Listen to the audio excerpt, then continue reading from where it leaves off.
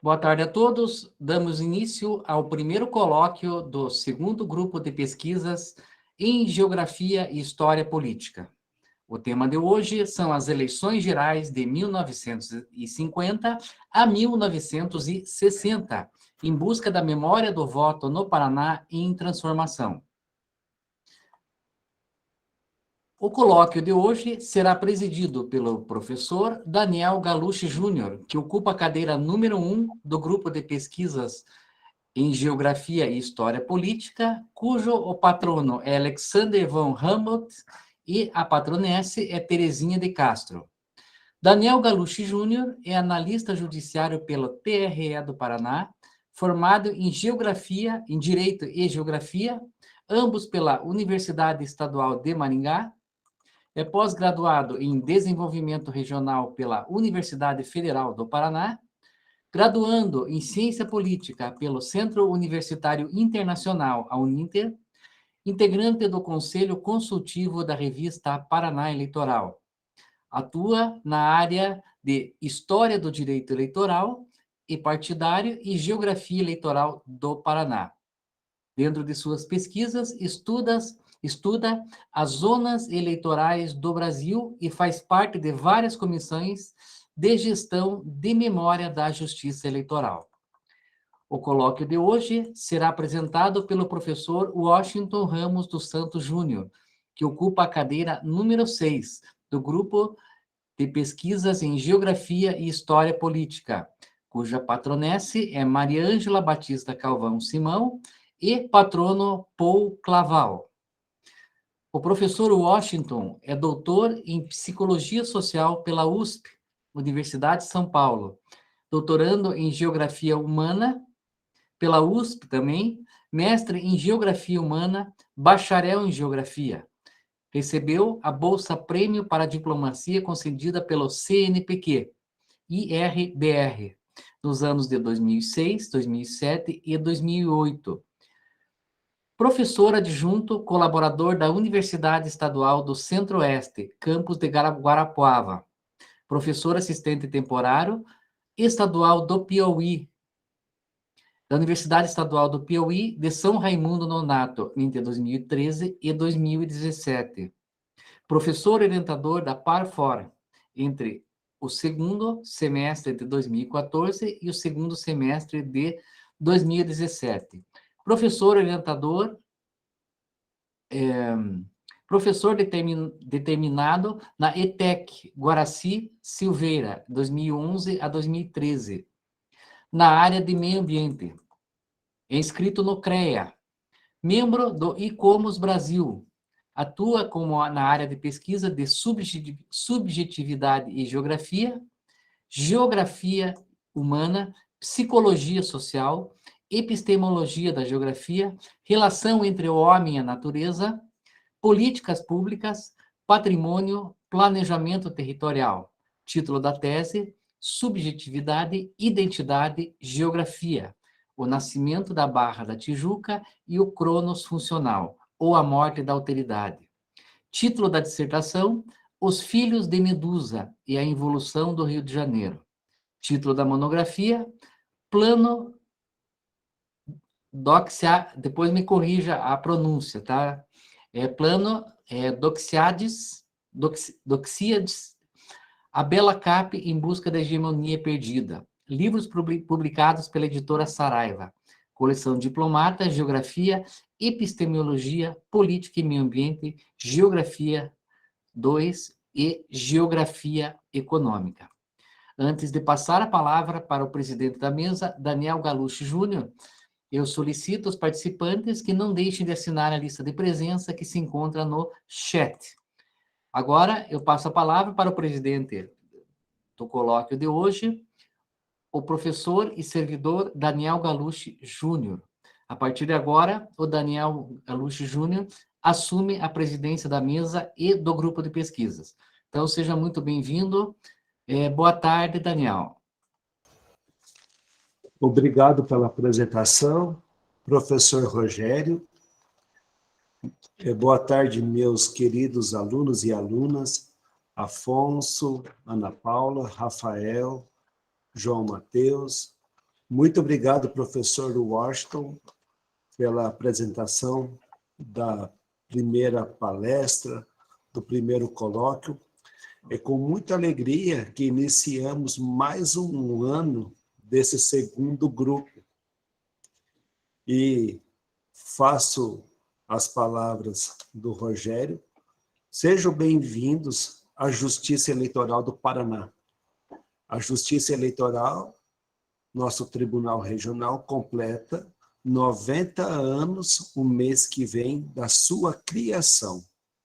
Em 1937, o Estado Novo extinguiu a Justiça Eleitoral e em 1945 tivemos a recriação. Portanto, no mês que vem, completamos 90 anos de criação e 77 anos de recriação. A justiça eleitoral e a democracia, elas se encontraram a partir da década de 1980 de forma definitiva. O período eleitoral de 1945 a 1964 foi um experimento democrático da maior validade, da maior complexidade. Nós presenciamos os avanços das instituições, nós percebemos também uma evolução da legislação eleitoral. E eu faço a seguinte pergunta. Eu tenho uma metodologia de aula que eu prefiro mais um diálogo com os meus alunos e alunas. Então, volta e meia, eu sempre perguntarei, se possível, a opinião de vocês. Minha apresentação será de aproximadamente de 15 a 20 minutos, porque eu quero, com vocês, construir pontes. Porque, durante a reflexão que tive nesses últimos dias, ao retratar o Paraná, principalmente na década de 1950, 1960, eu sempre penso na palavra transformação. Transformação que, muitas vezes, pode trazer significados, e eu costumo remeter a transformação à imagem dos meus avós e dos meus pais. Por quê eu digo isso? E sempre retrato esse tema com muita alegria. Porque os meus pais, eles são netos de imigrantes. E os pais dos meus pais, ou seja, os meus avós, é a primeira geração de brasileiros. E com exceção do meu avô paterno, que nasceu em 1921 no município de Guarapuava, na colônia de Jaciaba, que hoje é Prudentópolis, todos os meus avós vieram, muitos novos, ao Paraná. Ambos nasceram no estado de São Paulo. Então, a minha vida, a minha história tem conexões com essas datas de 1930 a 1950. Eu sou filho do norte do Paraná, de toda essa evolução territorial, essa transformação. Como depois, no diálogo com vocês, eu quero saber quais dos alunos e alunas são paranaenses, quais são de outros lugares, porque é importante, o Paraná de hoje foi forjado, foi criado, principalmente a partir de 1930. O tema da nossa aula é Em Busca da Memória do Voto. E ela é muito importante. Eu tenho um pensamento que, dentro da instituição que eu trabalho, eu acredito que a justiça eleitoral ela foi também protagonista da história do Paraná a partir do momento em que, durante a instituição e interiorização das zonas eleitorais, ela foi um instrumento que legitimou muitas emancipações municipais. Então, isso aí é até um tópico que depois nós vamos discutir com o professor Washington. Então, é importante, no nosso exercício de imaginação, lembrar um Paraná em 1930, um estado ainda periférico, em que a base da economia era a indústria da erva mate, a indústria madeireira, os sertões vazios demográficos, a norte, noroeste, oeste, e terra propícia, e dinheiro público e privado para a colonização com base no café. Parto a partir de 1940, e até quero amarrar a história e a geografia eleitoral junto com vocês, alunos e alunas. Porque a partir de 1940, nessa década, e temos censos demográficos para compará-los, nosso estado começa a ficar cheio de pessoas. E olha as coincidências da vida. O meu avô, Carlos Vieira, chegou no norte do Paraná, em Londrina, em 1939, com 14 anos. A minha avó paterna chegou ao Paraná, por Londrina também, em 1937. E a minha avó materna se estabeleceu em Sabáudia, no norte do estado, mas ainda era município de Londrina, em 1941.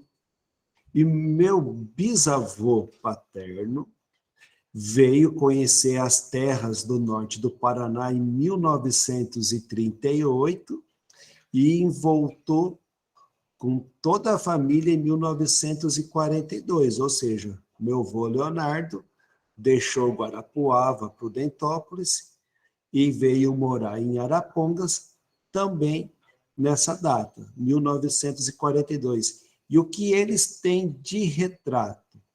Primeira geração de brasileiros e primeira geração de migrantes, né, que veio se estabelecer nessa data. E eu sempre me imaginava que ponte que eu faria com Curitiba, que ponte que eu faria com o centro-sul do Paraná, que ponte e que conexões que eu tenho na minha vida com o Paraná tradicional. E eu consegui entender nesse meu contexto que o que une os paranaenses é a diversidade. Por incrível que pareça, é o respeito a todas essas formas de viver e de reproduzir a vida dentro do nosso estado, que é a marca do nosso Paraná.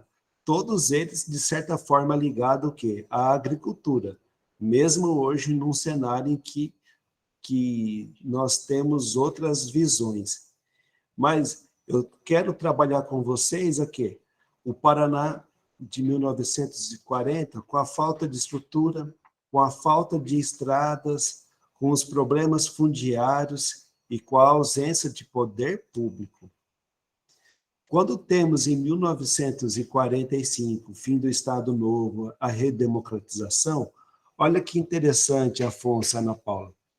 Nós temos a nova Constituição de 1946, novas leis, mas a mesma estrutura política. Porque os 15 anos do período Vargas, eles duraram bem mais, e nisso o professor Washington vai se aprofundar e vai ser bem interessante essa discussão, que nós inovamos na lei, mas os governantes, e é aí que eu acho muito interessante, que se você tratar as personalidades políticas da Primeira República do Estado Novo e do período 1945 a 1964, vamos notar sobrenomes parecidos. Nisso, nós vamos debruçar sobre a carreira de Bento Munhoz da Rocha Neto, filho e neto de presidentes do Estado do Paraná, da Primeira República. Vamos falar também do herdeiro político do getulismo aqui, de certa forma, mas não do trabalhismo, mas no que originou o PSD, que é Moisés Lupion. E Moisés Lupion e Bento Munhoz da Rocha Neto, eles foram os grandes mentores, junto com seus grupos políticos, do Paraná de década de 1950 e 60. E onde eu quero chegar?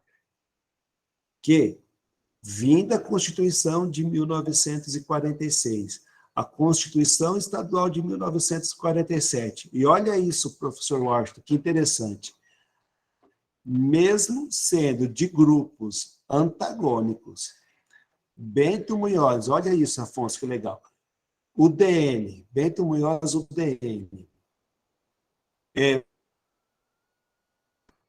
PSD e o PTB trafegando, nós temos, na década de 50, a mesma política pública, a mesma estratégia de governança, ou seja, que era o Paraná em transformação, o Paraná em modernização. E onde eu quero chegar nisso, na geografia e na história do Paraná, que esse Paraná cada vez mais cafeeiro, esse Paraná cada vez mais se transformando em vários municípios com uma organização política diferente, com a construção do Centro Cívico de Curitiba, nós começamos a ter velhas e novas figuras políticas, mas a mesma forma de governar. E aonde eu quero chegar? Na memória do voto. Porque o voto, ele produz memória e ele produz espaço de poder. E nisso eu quero deixar os mestrandos e doutorandos da Unicentro, alunos da professora Márcia, professora Carla, que vocês tenham a literatura crítica do espaço de poder.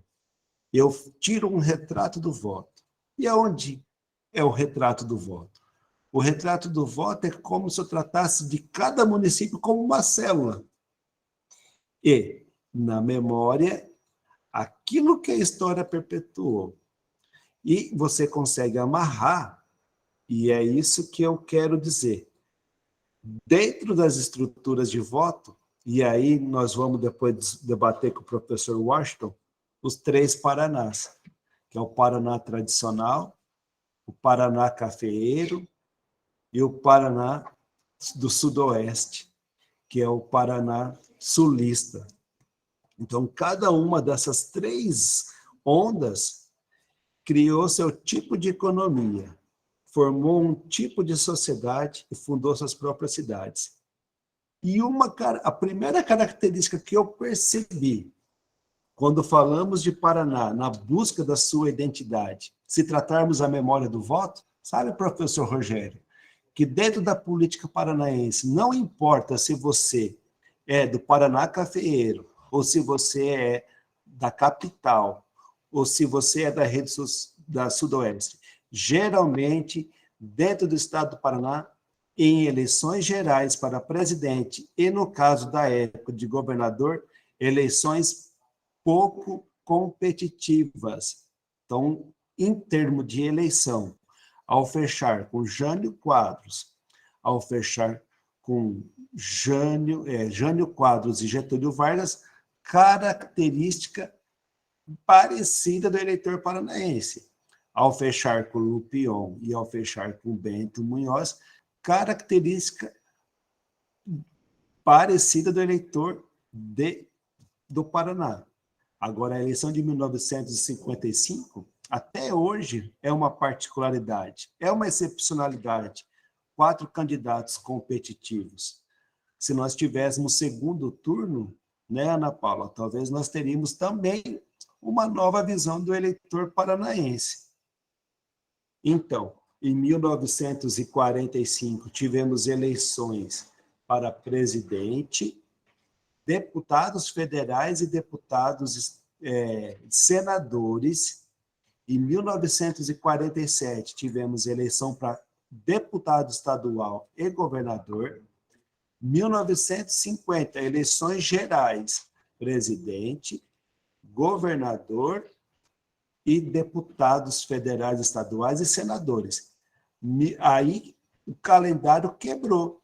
Em 1900, por quê? Os membros do Poder Legislativo, as eleições eram a cada 4 anos. 1950, 54, 58 e 62. Mas as eleições para presidente e governador eram a cada 5 anos. Então, a partir de 1950, houve um desequilíbrio entre as eleições legislativas e as eleições majoritárias para o Poder Executivo. Tanto que na Constituição de 1988, houve essa correção. Nós tivemos a eleição solteira de 1989, eleições estaduais em 1990, mas no período entre 1990 e 94, tivemos uma emenda constitucional, e desde então, as eleições gerais são sempre presidente, governadores, senadores, deputados federais e estaduais no mesmo dia. Nós estamos desta sequência até 1994. Pois bem, depois de dado esse recado das eleições, colocado à mesa os votos dos paranaenses conferidos a Dutra, a Lupion, a Getúlio Vargas, a Bento Munhoz, de forma meio que igual, a JK, a Adhemar de Barros, a Plínio Salgado, Juarez Távora, dado também a Jânio Quadros e Ney Braga, passa a palavra para o professor Washington, e depois nós vamos discutir e saber a opinião dos nossos queridos alunos e alunas, para que o debate tenha a sua finalidade, que é entender um pouco da história e da geografia eleitoral do Paraná. Professor Washington, é com você. Muito obrigado. Obrigado, Daniel. Deixa eu colocar isso daqui, que os gatos não estão aqui, né? Aproveitar. Eu começo, então, apresentando a patronessa e o patrono, pode ser? Sim. A minha patronessa, sim, né? A minha patronessa é a Mariângela Batista Galvão Simão. Deixa eu ver, se quiser compartilhar, eu consigo compartilhar aqui? Deixa eu só achar... Consegue ali, naquela setinha para cima ali, tá? Uma janela, pronto. Eu acho que eu não vou... Não sei se eu... agora foi. Tá conseguindo. Tá indo, né? F5, que é a tela cheia. Eu não vou ter contato visual com vocês, mas qualquer coisa é só falar comigo, eu estou aqui. Então, a patronesse é a Mariângela Batista Galvão Simão, né? Ela hoje é diretora adjunta para acesso a medicamentos, vacinas e produtos farmacêuticos da Organização Mundial da Saúde. Né? Ela trabalha diretamente com o Tedros Adhanom Ghebreyesus, que acabou de ser reeleito, inclusive, para o cargo. Ele começa um novo mandato em agosto, que é o diretor-geral da OMS. Né? E ela tem um histórico muito importante nas questões de saúde no Brasil. Né? Ela tem um destaque no Ministério da Saúde, no Departamento de Doenças Sexualmente Transmissíveis, que hoje é Infecções Sexualmente Transmissíveis, né? IST, HIV, AIDS e hepatites virais. Depois ela trabalha na UNAIDS, que é o órgão das Nações Unidas, que é voltado para o acompanhamento da evolução da AIDS no mundo, né? E agora ela faz parte da equipe do Tedros Adhanom, né? Que ficou muito conhecido por conta da pandemia, e trabalha nessa direção de acesso a medicamentos, né? Então, ela vai ter uma posição bastante importante. Eu até separei esse trecho aqui, que é do próprio documento da equipe da OMS, né, que mostra que ela trabalha, por exemplo, com o fortalecimento da capacidade regulatória regional e de cada país, né, e o suprimento de produtos de qualidade da saúde, garantir essa qualidade, né, principalmente em relação nos últimos anos a Covid, né, a garantia de vacinas de qualidade, todo esse processo de legitimação do combate à pandemia. Ela trabalha com a definição de agenda de pesquisa e desenvolvimento, né, de acordo com políticas públicas de saúde, né, isso é muito importante também. Não é, a OMS ela tem esse papel de garantir essa coordenação. A gente viu o COVAX, né, o consórcio das vacinas, enfim. Ela também trabalha para garantir uma melhora e um acesso mais equilibrado, né, aos produtos de saúde, né? A gente viu que a realidade do mundo hoje, infelizmente, é a desigualdade também no acesso à vacina. Os países mais pobres têm bem menos acesso à vacina, e uma das atividades, né, que estão sob seu acompanhamento é justamente tentar garantir esse acesso mais equitativo, né? E a garantia de padrões de qualidade, de segurança e de eficácia nos produtos de saúde, incluindo listas de diagnósticos, medicamentos essenciais e a pré-qualificação dos serviços. Então, isso é um quadro geral da professora Mariângela, né? Essas informações eu retirei tanto da página da OMS quanto da página do Instituto de Estudos Avançados da USP, né? Ela tem esse papel muito importante hoje na Organização Mundial de Saúde. E o patrono, né, o Paul Claval, que é um geógrafo francês, né, um Vautrin Lud. Ele recebeu o prêmio, que é chamado de Nobel da Geografia, em 1996. Ele é professor emérito da Paris 4 Sorbonne, né, e ele tem um trabalho, né, que eu particularmente gosto bastante, que é focado tanto na história e na epistemologia da geografia, quanto na geografia política e na geografia cultural, né? O conceito fundamental, assim, de várias obras do Paul Claval é o conceito de paisagem, mas não numa perspectiva meramente física, enfim. Ele tem uma preocupação de como a paisagem ela reflete as relações políticas e as relações culturais das sociedades, do homem. E aí, sim, né, eu trouxe só uma visão bem geral, né, em 3 aspectos das eleições gerais de 50 a 60, né, que aí eu separei internacional, nacional e local, que é o caso é o estado do Paraná. Internacionalmente, né, a gente tem que lembrar que as primeiras eleições no Brasil, sob a égide da Guerra Fria, elas ocorrem em 1950, né?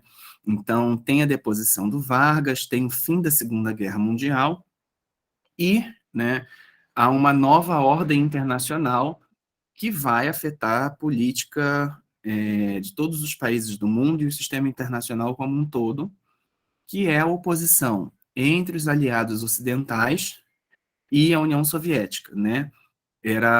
A gente vivia, né, claramente uma oposição entre Estados Unidos e União Soviética.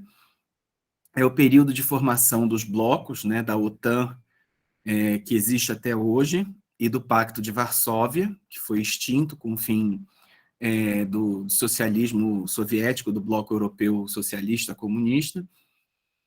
E essa oposição ela vai determinar as áreas de influência não só na Europa, né, mas em todo o planeta, né? E o Brasil, por estar localizado nas Américas, ele faz parte da influência direta dos Estados Unidos, que saem da Segunda Guerra Mundial não só como uma grande potência militar, mas como a principal economia do mundo, né? Os Estados Unidos é o país que vai financiar a guerra na Europa, digamos assim, e vai produzir, né, grande parte dos suprimentos de guerra para a Segunda Guerra Mundial, né? Então, isso é uma vantagem econômica muito grande, muito relevante, né? É uma vantagem militar que vai ser confirmada em função das bombas atômicas, né?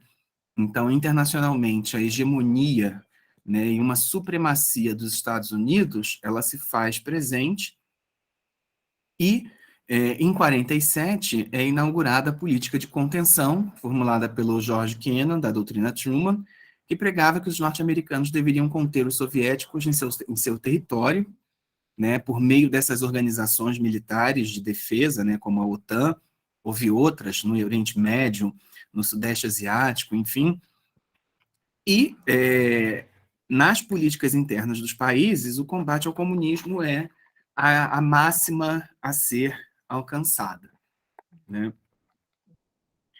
Em relação aos aspectos nacionais, nessas eleições de 1950 a 1960, né, é um período muito importante porque ele marca o fim da ditadura Vargas, do Estado Novo. Vargas é deposto, né, e vai ser, de certa forma, vinculado também à ditadura militar de 1964. Então, é um período, né, que vai ser atribuído à historiografia brasileira como a experiência democrática, né? Então, é um momento no Brasil em que há essa experiência democrática de tentativa de equilibrar, de um equilíbrio, né, de forças políticas que vai ter a oposição ou a adesão a Vargas como um fator crucial, né? A gente não tem como fugir de compreender as eleições após o fim do Estado Novo sem compreender o papel político que Vargas vai exercer, né? Então, a estrutura política da Primeira República, ela é, de certa forma, abalada pelo fenômeno Vargas na Revolução de 30, e após a deposição de Vargas, a estrutura política, né, ela vai se firmar entre aqueles que apoiam e seguem Vargas e aqueles que, de certa forma, estão vinculados às tradicionais oligarquias brasileiras, né, da Primeira República, né? Um outro fator, né, que vai estar atrelado à oposição a Vargas é a relação entre esquerda e direita, né? Isso a gente não tem como fugir, porque é uma preocupação, né, geopolítica fundamental, inclusive internamente nos países, de combate ao comunismo.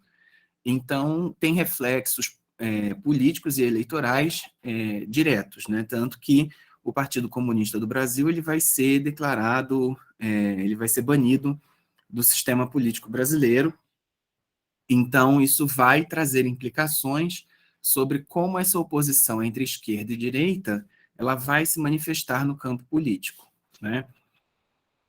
Que, por sua vez, né, está atrelado a um desenvolvimento autônomo ou a um desenvolvimento associado, né? A gente tinha, nas décadas de 50 a 60, a gente tinha, algumas pessoas no Brasil tinham a ilusão de ter um desenvolvimento nacional, autônomo, né? Mas sem esquecer mas a gente deve lembrar, né? A gente não pode esquecer que boa parte do desenvolvimento tecnológico, né, era estrangeiro. Então, assim, havia essa dificuldade de garantir um desenvolvimento autônomo em função das limitações de tecnologia e de capital também, né? Os Estados Unidos tinham um controle do capital mundial muito grande por conta das instituições que foram criadas para administrar a reconstrução do pós-guerra, né, e o próprio controle econômico mesmo, né, a emissão de moeda, enfim. Então, essa oposição entre esquerda e direita, ela vai estar vinculada, de certa forma, à tentativa de uma autonomia um pouco maior em relação às políticas de desenvolvimento econômico, ou, né, a um desenvolvimento diretamente associado, e no seu extremo, aquilo que ficou chamado como entreguismo, que volta e meia a gente volta a ouvir, né? Então, a própria criação da Petrobras, que hoje, contemporaneamente, está bastante falado na mídia por conta dos aumentos dos combustíveis, tudo isso, né? Essa discussão sobre a Petrobras, ela não é nova, né? Ela começa na década de 50 com a própria criação da Petrobras, né? Então, nesse caso, o desenvolvimento autônomo, ele foi bem sucedido, ainda que não de imediato, né? Porque a Petrobras ela vai desenvolver tecnologia nacional, né, basicamente no choque do petróleo na década de 70, que é posterior ao nosso período. Mas essa discussão entre desenvolvimento autônomo e desenvolvimento associado, a gente pode lembrar ao surgimento das estatais, né, desse período, cujo ícone é a Petrobras. Um outro fator que vai afetar bastante o quadro político eleitoral no Brasil nesse período, né, é a urbanização. E aí, como bom geógrafo, né, a gente tem de lembrar que no Brasil, né, essa é a importância, inclusive, do Milton Santos, é lembrar que no Brasil urbanização e industrialização não são concomitantes, né? Se nos países desenvolvidos houve uma associação direta entre urbanização e industrialização, no Brasil não é bem assim, né? A gente costuma associar, mas isso não é uma relação de causa e efeito no contexto brasileiro, tá? E quem aborda isso é o Milton Santos, que também recebeu o Vautrin-Lud como Paul Claval, né, dizendo que não é bem assim, né? Não há essa concomitância entre urbanização e industrialização no Brasil. A urbanização no Brasil ela é muito mais ampla do que o processo de industrialização, né? Então, é um período, né, de forte êxodo rural, né, de forte êxodo rural, porque a gente tem uma mudança na divisão do trabalho no país, né? Então, com a industrialização, né, fortemente concentrada em São Paulo e, em menor grau, em Minas e no Rio de Janeiro, né, havia necessidade de redefinir os fluxos do território, né? Então, essa divisão do trabalho, ela muda em função desse processo de industrialização focado no Sudeste, né? O Paraná ele vai ser atingido por esse processo de industrialização, de certa forma, né? Quem conhece os livros do professor Cano de Economia, ele mostra muito bem, ele tem um levantamento muito bom de como esse processo de desenvolvimento da indústria ocorre no país, né? E o Paraná, de certa forma, ele vai fornecer, por exemplo, madeira, né, para a indústria de móveis no Brasil, enfim, né? Ele passa por esse processo de reformulação da divisão do trabalho no Brasil nesse período, né? E acompanhando, né, essa urbanização e essa industrialização, a gente tem um processo de modernização que vai culminar com a construção de Brasília na década de 60, né? Mas esse processo de modernização, ele só é possível a partir desse processo de urbanização e de industrialização que vai substituir o Rio de Janeiro por São Paulo como centro hegemônico nacional, né? Se na década de 20 o Rio de Janeiro já não era mais a principal área industrial do Brasil, perde esse título para São Paulo, né? Até a década de 60, o Rio de Janeiro ainda conseguia ter uma centralidade mais inflada por conta do contingente populacional, né, que era a maior cidade foi a maior cidade até a década de 60, e também pelo fato de ter sido capital.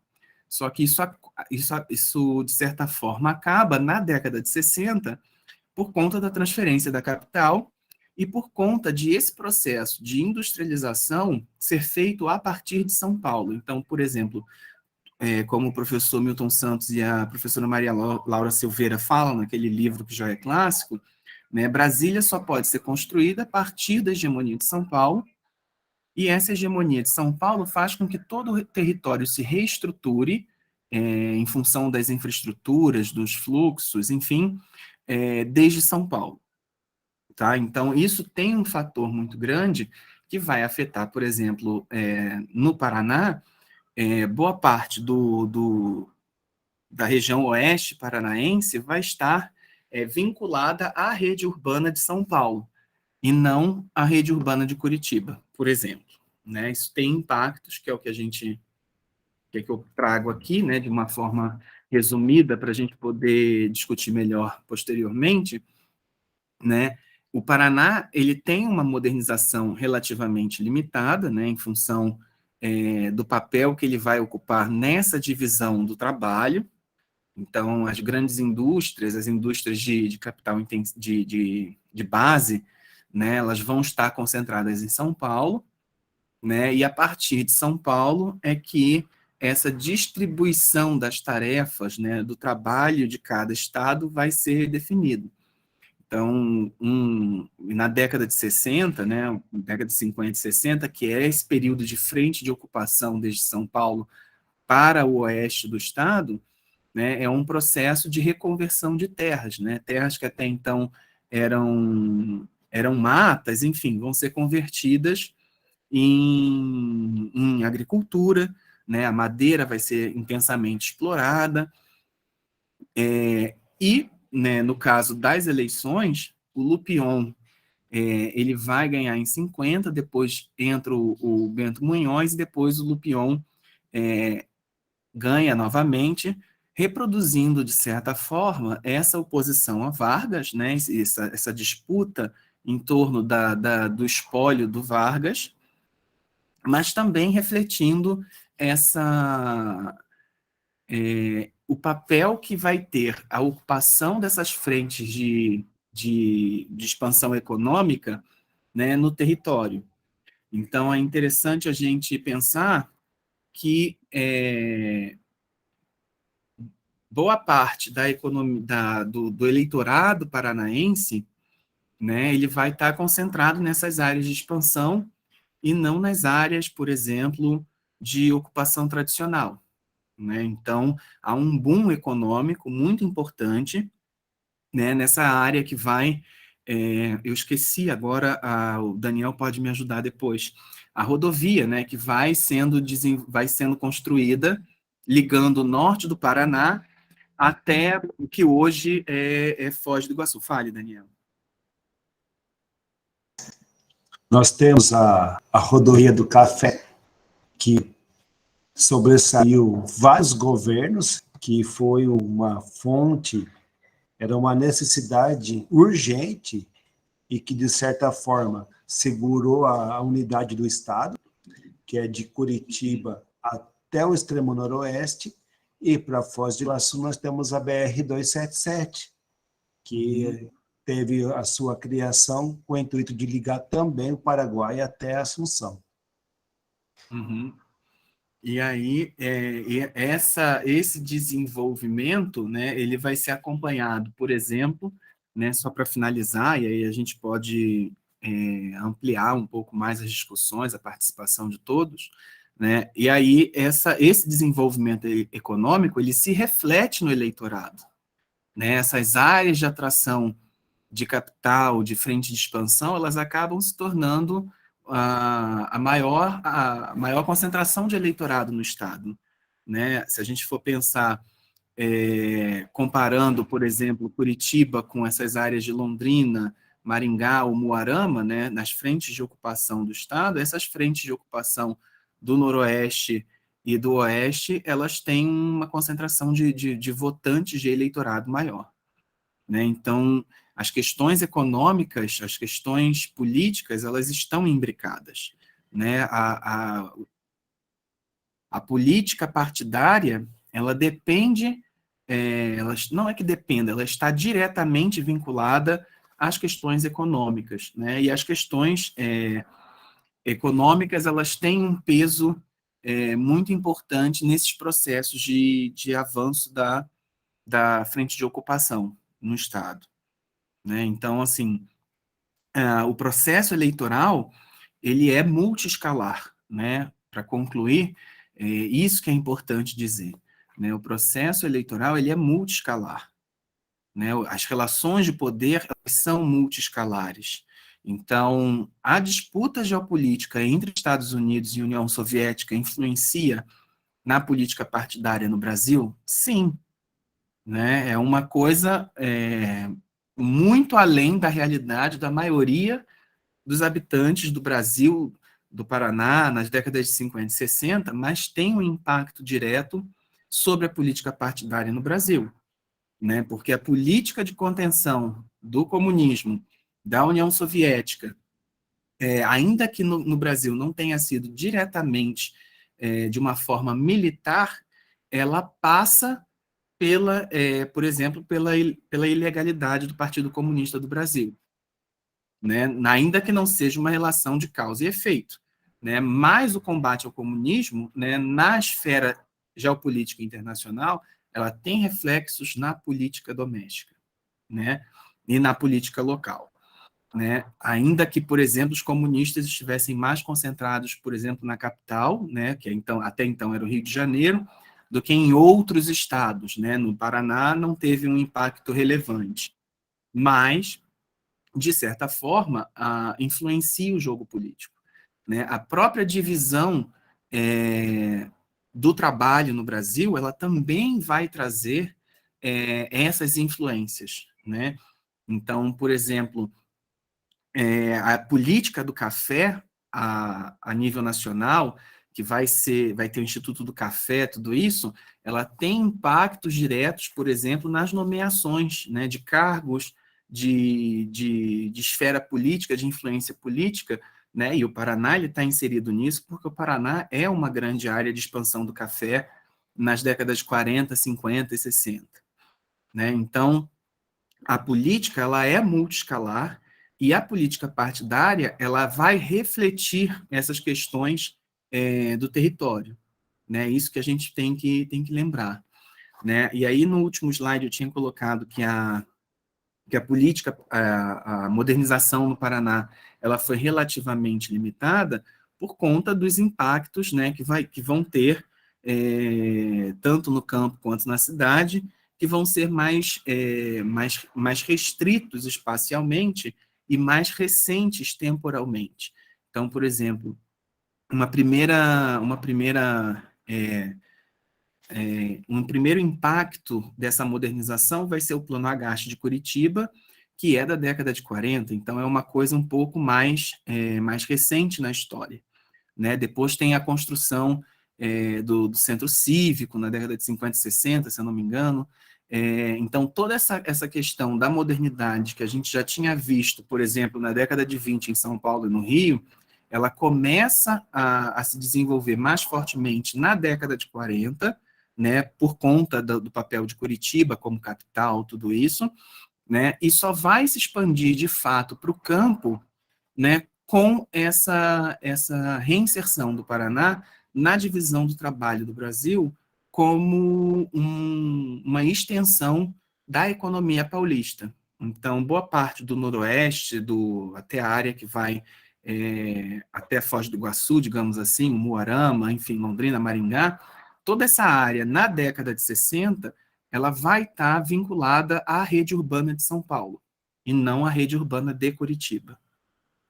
Então, isso pode ajudar também, de certa forma, né, a pensar se o fenômeno Jânio Quadros ele tem uma relevância para o Paraná à medida que boa parte do Paraná está conectado à economia paulista ou não, quem sabe, né? Isso são dúvidas, né, que vão surgindo ao longo da escrita desses trabalhos. Será que tem alguma coisa a ver? Porque o Jânio tinha um papel político em São Paulo muito forte, né? E ele tem também no Paraná um papel político forte. Será que isso não tem uma vinculação, né, com o fato da política nacional e da política regional estarem vinculadas a boa parte do estado do Paraná ser da mesma rede urbana de São Paulo, como se fosse uma extensão do estado de São Paulo? Enfim, são questões que a gente pode colocar mais para frente, enfim, pensar com mais calma, né, se fazer outros artigos, enfim, né? Aí eu deixo para a gente já poder conversar, né? Enfim, estabelecer um colóquio mesmo sobre essas questões, né? Obrigado pelo convite, obrigado, fico feliz de participar do curso, muito obrigado mesmo, viu? Você tocou num ponto muito interessante, professor Washington, porque nós temos políticos vinculados à capital de Curitiba, com forte influência em todo o estado do Paraná. Mas você tocou em dois nomes que nós podemos fazer um comparativo.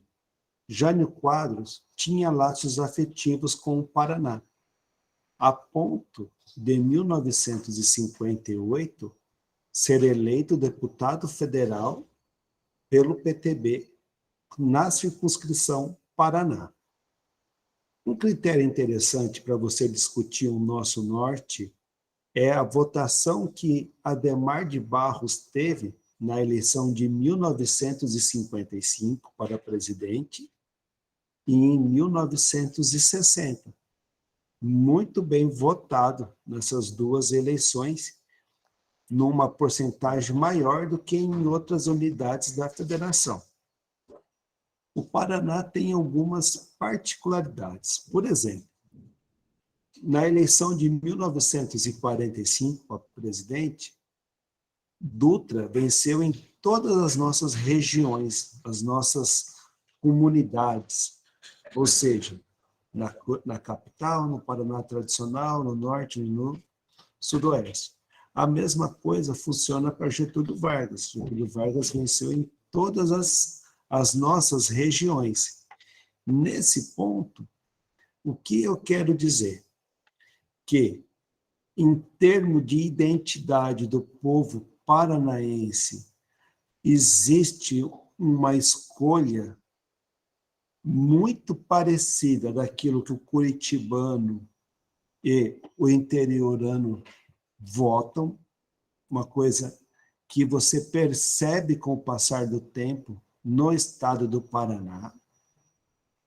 E nós percebemos também que, de certo modo, nem Lupion reelegeu seu sucessor. Lupion não conseguiu eleger em 1950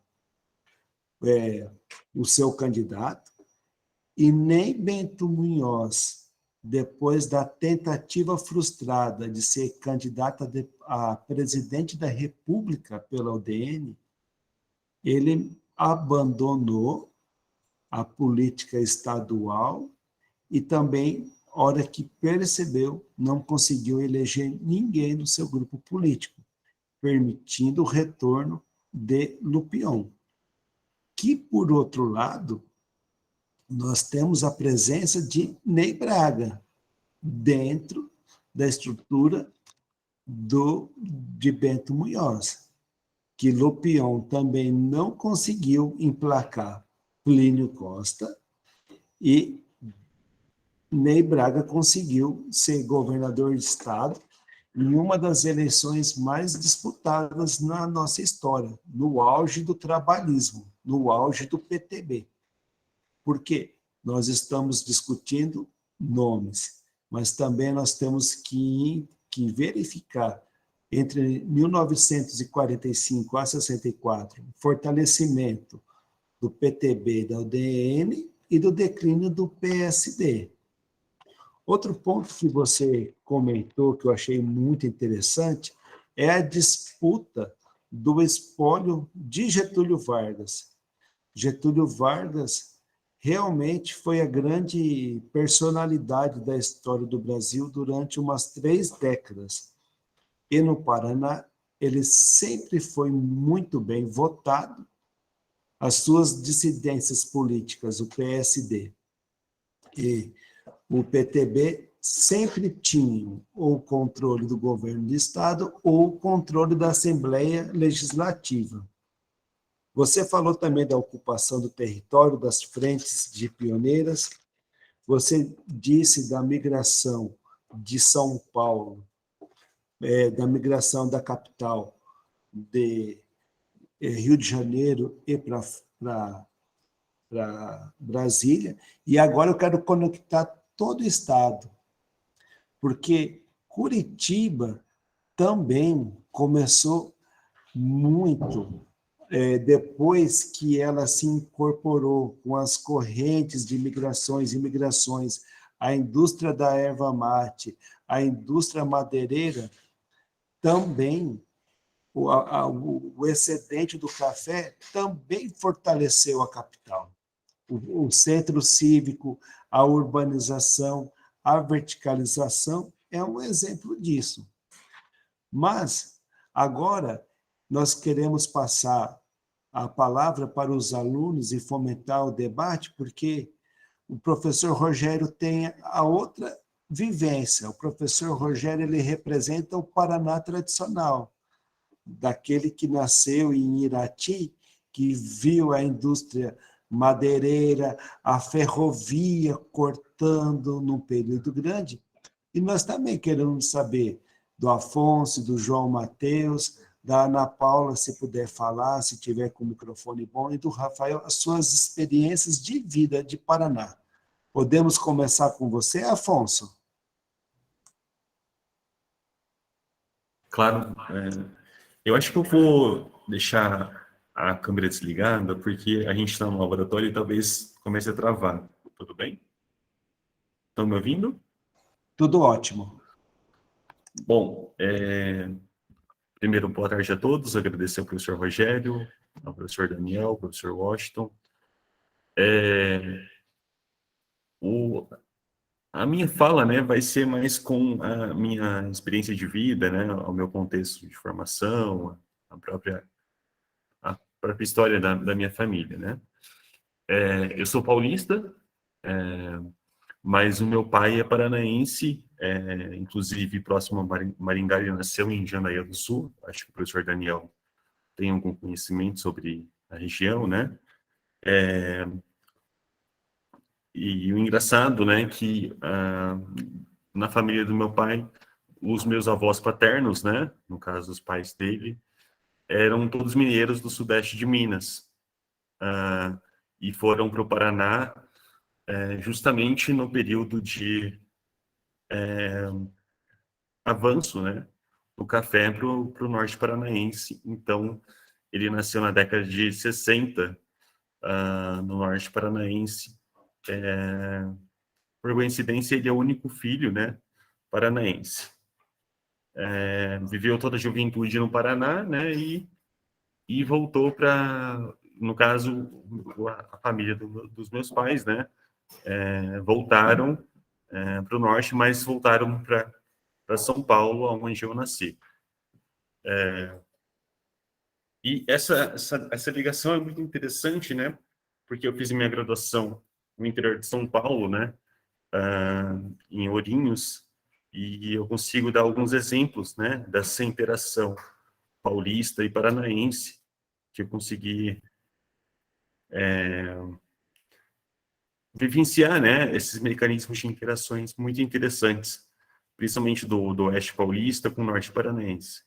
Na minha graduação, eu estudei em Ourinhos, né, e a gente tinha bastante alunos, né, oriundos do norte do Paraná, tanto em Ourinhos e alguns relatos, até mesmo de alunos em Assis, em Presidente Prudente. Então, a gente consegue ver essa interação, tanto do contexto de formação histórica familiar dessas pessoas, né, quanto da própria rede urbana de interação, né, através do comércio, da indústria e até mesmo de instituições superiores, que a gente consegue perceber.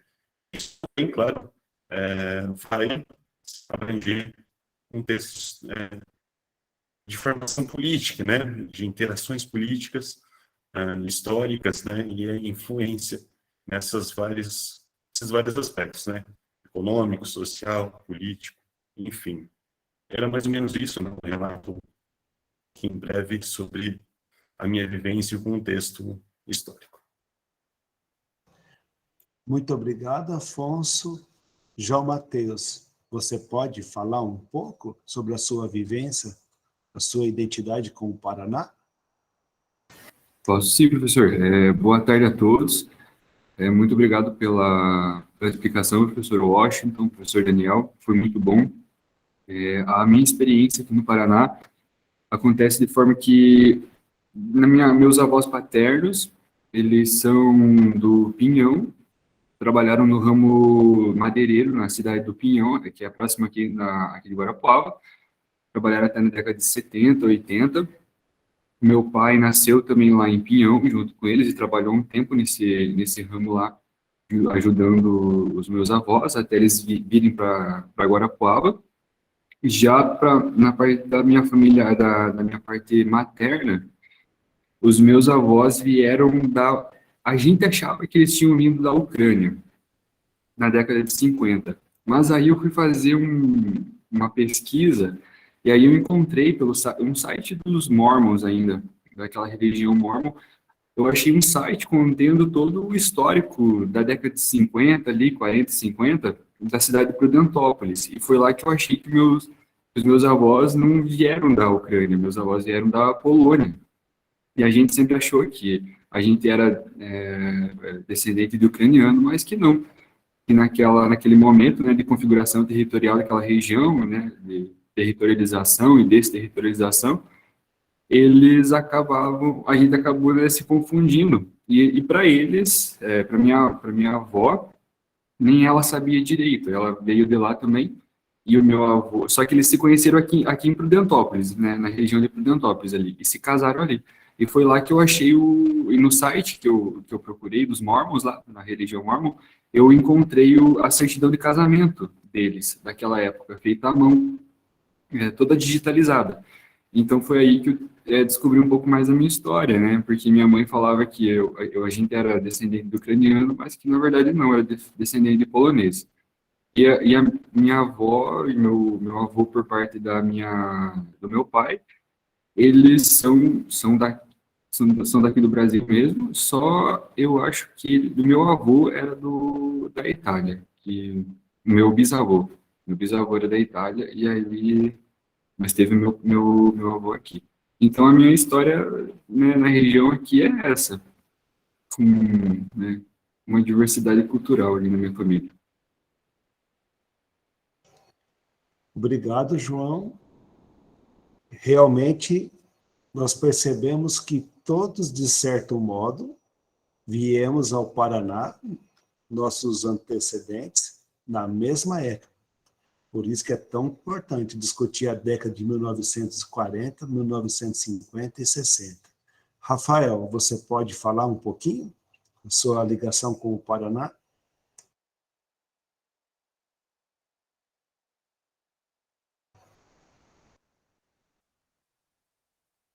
Rafael, acho que deve estar com algum problema. Ana Paula, você consegue falar um pouco? Está com... Isso, já vi que ligou o microfone. Obrigado.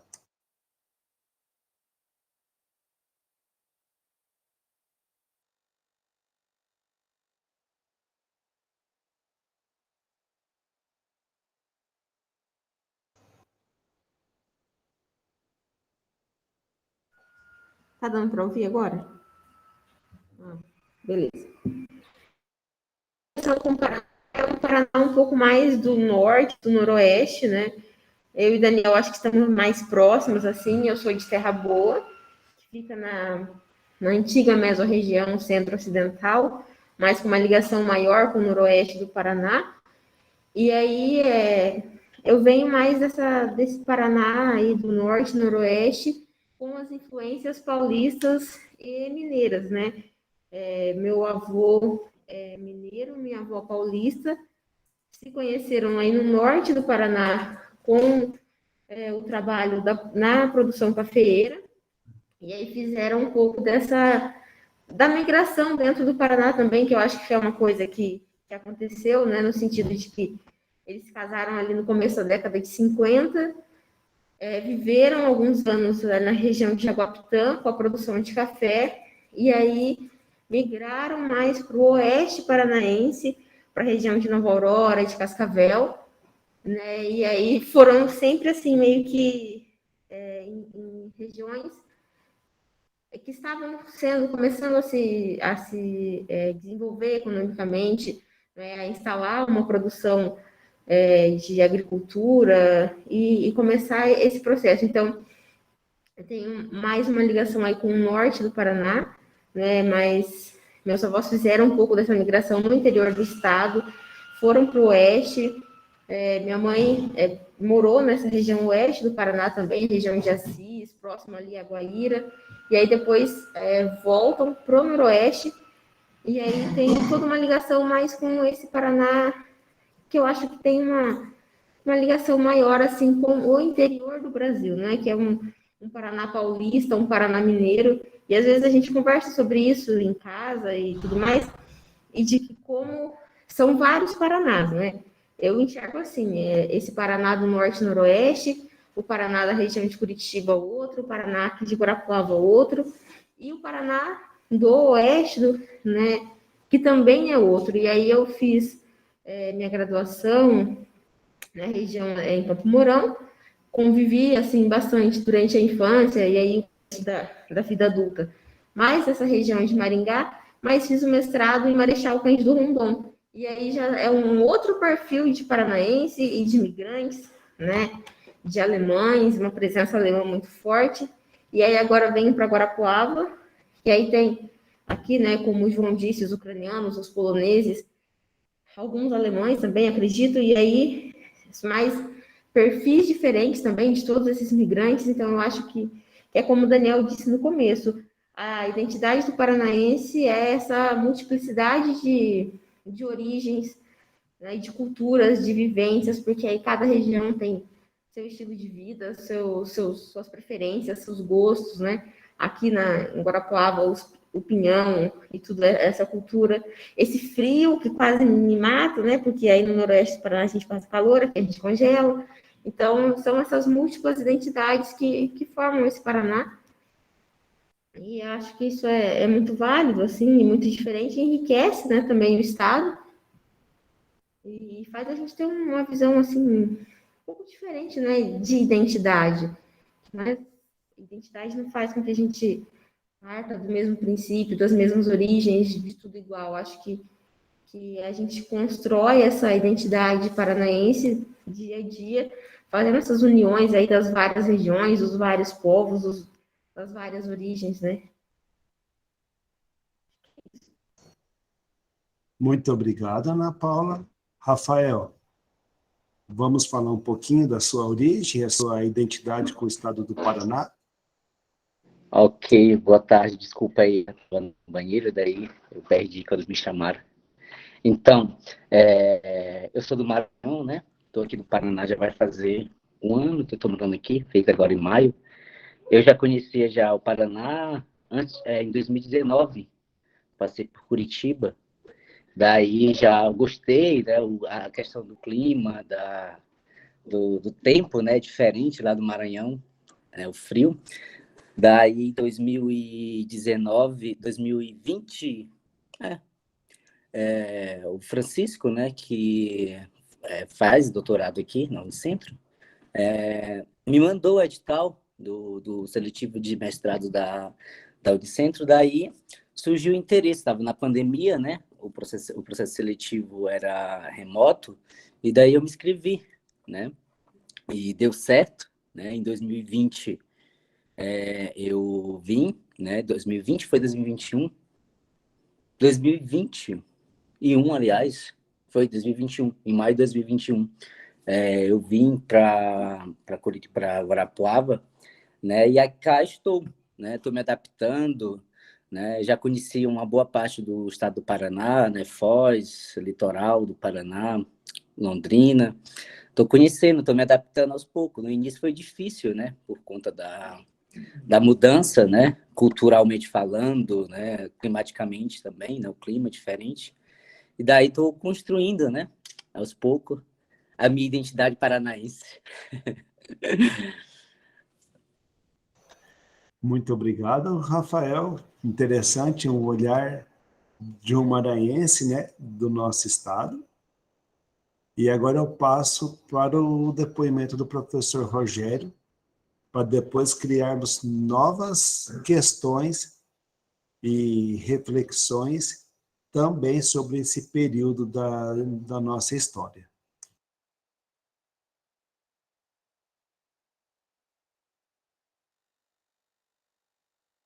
Olá, tudo bem?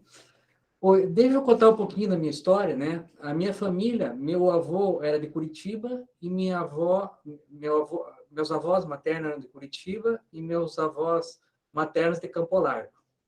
Daí meu avô foi para Irati, montou um curtume lá na cidade e os pais da minha mãe foram para lá trabalhar numa empresa e minha mãe e meu pai nasceram em Irati. Então, eu posso dizer que a maior parte da minha vida eu passei em Curitiba. Eu passei minha infância em Irati e vim estudar 15 anos de idade para Curitiba e fiquei por aqui. Mas a minha família mora lá em Irati até hoje. E eu tenho muito orgulho de Irati porque é uma cidade que me proporcionou ensino público de qualidade. E graças a isso que eu estou terminando meu doutorado, né? Porque eu tive uma base muito boa lá em Irati. Mas falando dos regionalismos, eu achei interessante esses dias, eu estava escutando um programa de rádio, o programa era de futebol, né? Só que tem uma certa ligação com a matéria de hoje. Então, estava vendo uma crítica, porque o time da Portuguesa Carioca marcou um jogo contra o Corinthians em Londrina, né? E o comentarista, que eu não lembro o nome, ele estava falando uma coisa bem interessante, que eu achei bem interessante, embora envolva futebol, né? Dá mais público você trazer a Portuguesa Carioca, não é nem a Portuguesa Paulista, né, que você nunca ouviu falar para jogar com o Corinthians, do que fazer um atletismo em Londrina. E por quê? Porque na colonização do Paraná existia o quê? O Paraná ia até Guarapuava. Aí tinha um vácuo e terminava em Foz do Iguaçu. Tinha um vácuo no meio, né? O Paraná ele já foi território federal. Toda aquela região oeste, pegando o oeste de Santa Catarina, até o Mato Grosso era o território de Iguaçu. E no território de Iguaçu, se esperava que a capital fosse Foz do Iguaçu. E a capital foi Laranjeiras do Sul. E por que Laranjeiras do Sul? Porque o governo, naquela época, ele entendia que é a cidade mais próxima da civilização, que era Guarapuava. E Guarapuava não era estado de Iguaçu. Então, você vê que não tinha nada Foz do Iguaçu fazia divisa com Castro. Castro é acima de Ponta Grossa, né? E o que acontece? Começou a companhia Melhoramentos Norte do Paraná a fazer a colonização e o Paraná ficou isolado no norte pioneiro, na região da capital litoral e até encostando com Laranjeiras do Sul, até Guarapuava. Guarapuava era um município enorme, ainda é grande, mas era maior ainda, né? E o Paraná praticamente não deu importância ao seu território e criou, eu me lembro assim, 3 grandes identidades culturais. A identidade cultural da capital, da região da capital até Guarapuava, a identidade com São Paulo, mesmo do tempo da província de São Paulo, né? Do norte do Paraná, aquele pessoal do norte novo, o norte velho ainda não tem, o norte velho é mais ligado com o mineiro até, né? O norte novo, né? Aquele pessoal que falou norte, né? Ele pronunciou o R e o I no final, norte, né? Eu gosto muito daquele pessoal. E é um pessoal, assim, que ele é mais extrovertido que o pessoal aqui da região sul. E nós temos do sudoeste, que é uma vocação mais para o gaúcho. Então, nesse comentário de futebol, se você fazer uma pesquisa no norte do Paraná, quais são os times que as pessoas torcem? Times paulistas, Corinthians, Palmeiras, São Paulo, né? Ou Carioca, Flamengo, Fluminense, mas é mais de São Paulo. Você vai lá no sudoeste do Paraná, o que domina? Grêmio e Internacional. Então, a torcida do Grêmio e Internacional, né? Em Irati, na minha cidade, que não está nessa região, eu acho engraçado que, quando eu era criança, tinha 4 CTG, Centro de Tradição Gaúcha. Inclusive, tem um CTG municipal lá, que eu acho isso incrível, né? E não tem gaúcho. Não tem gaúcho na cidade. A cidade não teve colonização gaúcha. Então, lá foi polonês, ucraniano, alemão e italiano, né? Então, nós temos essa dicotomia, culturas. Eu sempre ensino para os alunos que o conceito de nação é cultural. Nós temos lá na Alemanha, no sul da Alemanha, a Áustria, a Suíça, nós temos a nação bávara, nós temos a Bavária. E aqui nós temos a nação gaúcha e a nação paulista. E não precisa ir muito longe. A família da minha esposa mora em São Bento do Sul, que é norte de Santa Catarina, divisa com o Paraná. Você vai aqui na região metropolitana de Curitiba, quando você chega em Piém, eu nunca tinha entrado dentro de Piém. Eu entrei dentro de Piém, Piém tem cara de São Bento, tem cara de Santa Catarina, não tem cara do Paraná. Aquela arquitetura germânica, aquela arquitetura com pratos típicos. Então, eu digo que o nosso estado é um estado que tem uma certa timidez. É um estado assim que ele se concentra. O estado não deu o devido valor, para o interior. Pessoal, só um minutinho.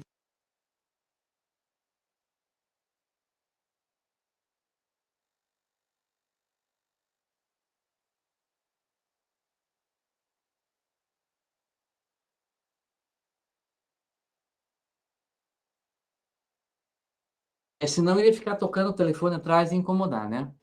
Então, o Paraná, como eu acho que foi o Washington que falou, o que salvou um pouquinho o Paraná foi a rodovia e a ferrovia. Então, a primeira ferrovia, ligando o norte do Paraná, depois a rodovia do Café e a 277, que o Daniel bem frisou. E hoje, a ferrovia ela está tendo uma nova dimensão. Então, está se fazendo audiências públicas. Que qual que é o problema? A ferrovia que nós temos hoje é inviável. Então, ela vai até Guarapuava. Para levar a soja até o Porto Paranaguá, tudo bem. É demorado, mas tudo bem. O problema é que existem duas serras. Serra de Esperança, entre Irati e Guarapuava, e a Serra do Mar, que o trem ele tem que vir com 1/3 da carga, porque ele não consegue subir. Então, o retorno dá prejuízo. E hoje está sendo vai ser traçado uma ferrovia que até Guarapuava fica igual, e de Guarapuava ele vai acompanhar a BR-277 e vai eliminar essas serras, né? Então, a gente já vai ter outro enfoque do Paraná, regiões que o desenvolvimento era vai ter outro pela nova ferrovia. Em Irati, na minha cidade, a rodovia só vai passar em lugar diferente, ela vai desviar da cidade e vai passar pela rodovia. Cidades que tiveram ferrovia no passado perderam a ferrovia e agora vão readquirir de novo. É o caso de Palmeira, por exemplo, São João do Triunfo. Então, a gente está tendo uma nova configuração nessa identidade paranaense, né? Então, essa nova configuração. Então, é isso que eu penso, tá? Antes de continuar, eu gostaria de agradecer o João Matheus da Finovit. Eu tenho um evento que se chama Sábado do Saber, que eu faço pela Unidom Bosco, e eu sempre convido alguém que não seja da faculdade, mas que seja de uma universidade pública. E, com muito brio, o João Matheus participou dessa primeira oportunidade como debatedor lá no Sábado do Saber. E eu pretendo convidar todos vocês para cada edição. Nessa próxima não vai dar, mas eu vou convidar vocês para participarem do Sábado do Saber nas próximas edições, tá? E antes de encerrar, não esqueça de assinar a lista de presença. Então, eu devolvo a palavra para o Daniel e para alguém que levantou a mão. Alguém levantou a mão que queria falar alguma coisa. Foi o Afonso. Você quer complementar alguma coisa, Afonso? O meu comentário nem é tão relevante assim, era só para ajudar, né, no comentário do professor Rogério, que meus pais atualmente moram em Foz do Iguaçu, e ele fez essa relação com o futebol, né, e a vivência que eu tenho em Foz, né, é muito isso que o professor Rogério falou, né, A maioria das pessoas torcem para o Internacional, Grêmio, né? Os times paulistas. Engraçado que a torcida do São Paulo tem um peso muito grande em Foz do Iguaçu, o próprio Corinthians, e até o Flamengo. O Flamengo tem uma torcida muito grande em Foz do Iguaçu, e a gente fica pensando, nossa, mas qual que é a ligação, né, entre... Aí a gente pensa no contexto de isolamento que o professor Rogério falou, né? As pessoas consumiam muito futebol, né, pela televisão na década de 80, né?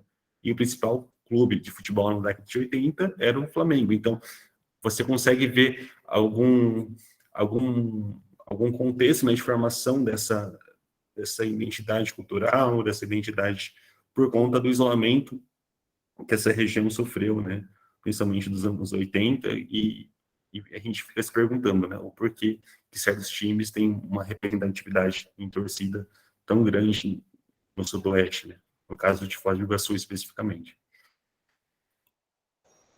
Muito obrigado.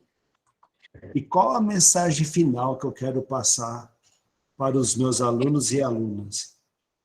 Que mesmo com todas essas particularidades que mencionamos agora há pouco, na geografia eleitoral, na grande maioria dos casos, né, e nas eleições, o eleitor paranaense tem um voto muito parecido, muito peculiar, visto que nos mapas publicados no Atlas Eleitoral 1, você percebe poucas cores confrontantes, ou seja, Dutra, Lupion, Getúlio, Bento Munhoz, Ney Braga, e com a diferença da particularidade da eleição de 1955, esses políticos foram protagonistas e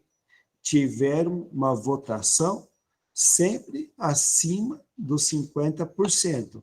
São autoridades legitimadas pelo voto. E que nas políticas públicas, quando tratamos dessa década, tanto a nível estadual quanto federal, a questão era nos discursos a modernização do território. O Paraná sempre teve uma característica agrícola e, de certo modo, e eu já ouvi das palavras do ex-governador Paulo Pimentel, a importância de Curitiba e o desenvolvimento do Estado passou pelas ferrovias, pela rodovia do café e pela organização social e política do eleitorado paranaense. Então, é essa mensagem que eu quero passar. E, antes de encerrar, passar a palavra para a nossa aluna Ana Paula.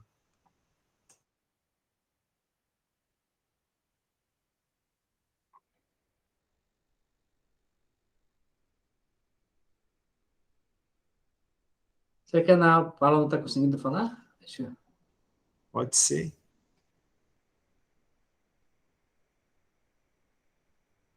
E agora? Você falou, Afonso? Agora sim. É só que eu não estou conseguindo acessar a lista de presença, e os meninos aqui no laboratório também não. Não sei se a gente entrou depois, alguma coisa assim, mas a gente não acessa ela aqui, não está disponível para a gente.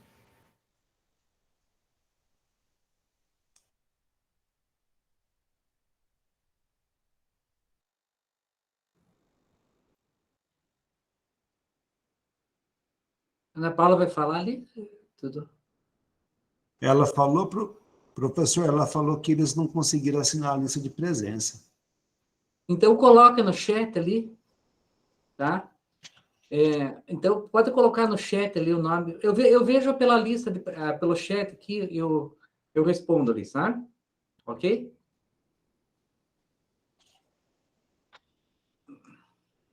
Deixa eu ver aqui.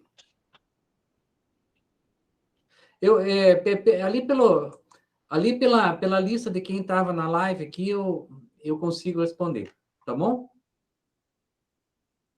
Não se preocupe, então, tá? Então, pessoal, mais alguém quer comentar alguma coisa? Então, Galucho, posso encerrar? Sim, professor Rogério, podemos encerrar oficialmente a reunião. Então, agradecendo a presença de todos, foi muito produtivo o dia de hoje. Eu solicito que a pessoa que for apresentar o próximo colóquio, que me mande seu currículo resumido, até o dia da sessão, tá? Então, declaro encerrada a sessão. Uma excelente semana para vocês e até o próximo colóquio. Até mais. Até mais.